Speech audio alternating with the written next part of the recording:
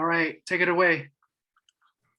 Okay, so I'm going to demo watershell.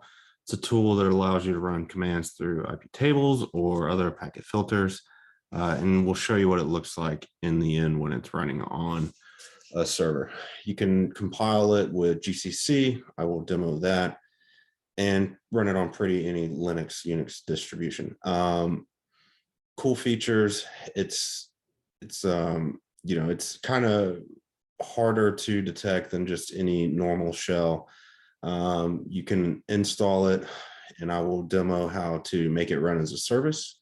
And a little further action at the end will be to add it to a daemon and then also create a watchdog service for it, but that'll be left up to the end user.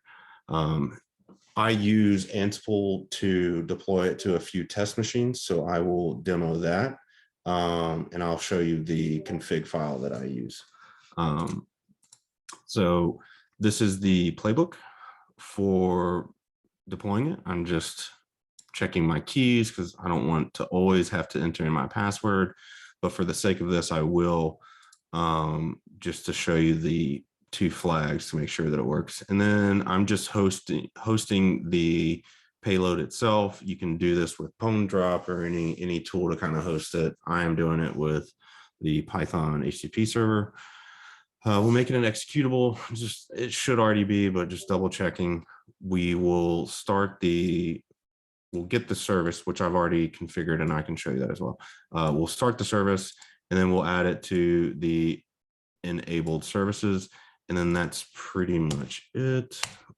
I'll just get connected back to that machine.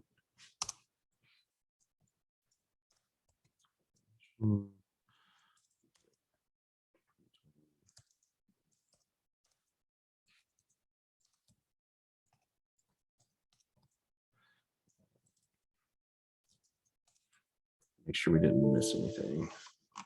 Yeah, just enable the service. So we didn't miss anything here. This is just me calling the playbook. Oh my God. Yeah, so I'm just going to run that playbook. I'm using the -K, uppercase K. That's going to be for a logon password and a sudo password. It's just a way for me to make sure that this works for here. But really, once you install the certificate, you just have to run the uppercase K to make sure you get that sudo enable password for those services. So enter, we'll do our SSH password, which technically I didn't have to do. And then this is the one that you would have to do to get that enable, especially if it was different. So here, I've only deleted the files off of one machine. As you can see, it's deploying the watershell file and the service file. And then it's going to start it, enable it, and then it just tells us that. So to test watershell is running, we will first do IPA grep 172. This is my network. This is my DevOps box. The machines that we deployed this to are clones of this, which is why you see me run this, because they're all going to say this Jared DevOps. But anyway, we will run this Python script against that one machine, the 155 that we made all our changes to. And it's going to connect, and then we just do IP. Now, one thing about watershell is white space, so I just try to do everything in a single command. Give it a second, it'll come back. So now that we're on that, well, let's just leave this open, right? We'll demo what that looks like. And jump into that.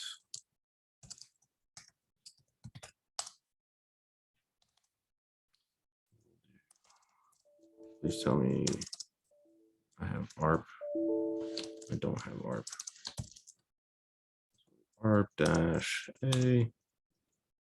Not ARP. Oh my God. Sorry. That's that.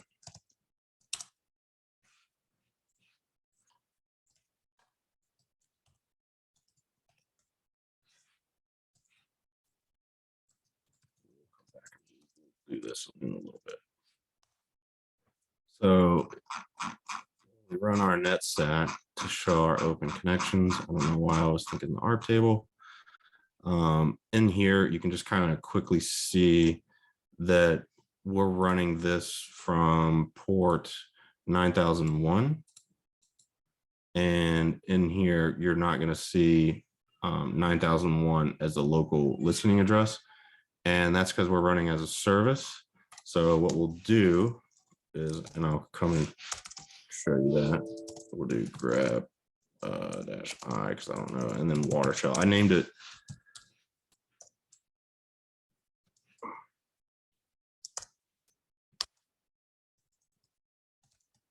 Here.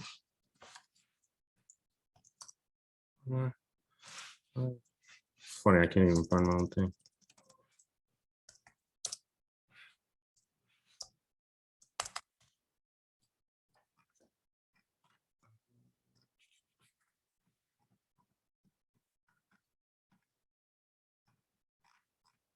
Might be another flag I have to run on netstat. Let me just jump into this other one. Sorry for the troubleshooting. Let's see.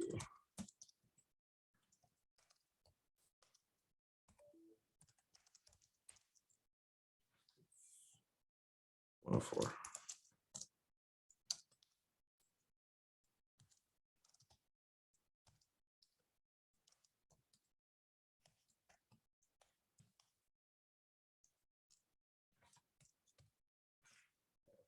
NAP. So we'll go back over here. P. Yep.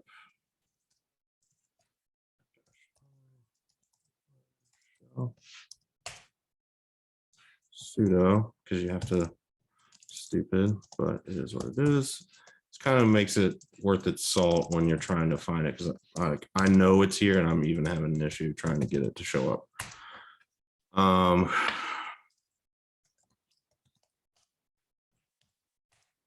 Oh my goodness.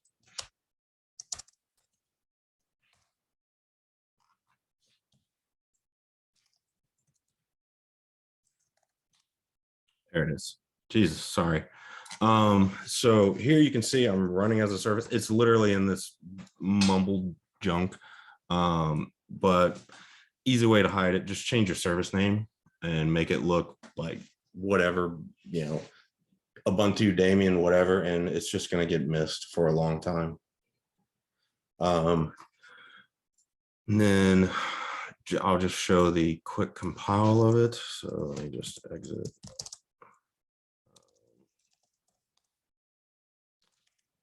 Here, watershell. And then it's going to be sudo gcc watershell C, and then we'll out this file and we'll just name it Zoom demo because I already did that. You get an error, but you just ignore it because it'll work.